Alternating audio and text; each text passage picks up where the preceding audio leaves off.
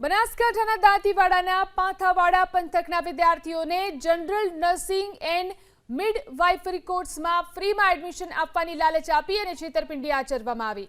Original document અને પૈસા લીધા બાદ છેલ્લા 1.5 વર્ષથી ડોક્યુમેન્ટ પરત ન અપાતા વિદ્યાર્થીઓએ પાંથાવાડા પોલીસ મથકે 2 શખ્સો સામે અરજી આપી। બંને શખ્સોએ એક વિદ્યાર્થી પાસેથી 1000 થી લઈ અને 5000 સુધીની રકમ લીધી હતી। આ રીતે કુલ 80 જેટલા વિદ્યાર્થીઓ સાથે છેતરપિંડી કરાઈ છે। પોલીસે હાલ આ બંને શખ્સો પિયુષ ડાભી અને અલ્પેશ ડાભી સામે તપાસ હાથ ધરી છે।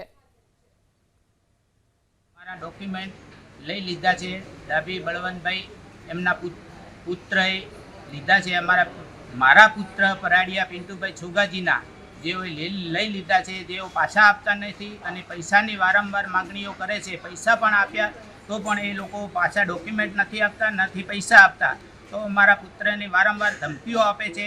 તો એ લોકોને કંઈ થઈ જાય એની જવાબદારી કોની? અમને 2 દિવસના સ્કેન કરવા માટે ડોક્યુમેન્ટ લીધા અને પછી પરત કરવાનું કીધું હતું, પણ અમે 1 મહિના પછી પણ માગ્યા તો પણ આપ્યા અને હાલ 1.5 વર્ષ પછી માગ્યા તો એમને અમારી જોડેથી અવારનવાર પૈસા ઉઘરાણી કરી અને કોલ કરીએ તો ધમકીઓ આપે અને તમારાથી થાય એમ કરી લો એમ કહે છે અને અમારી જોડેથી 1000થી માંડીને 5000 રૂપિયા સુધી પૈસા ઉઘરાવ્યા છે।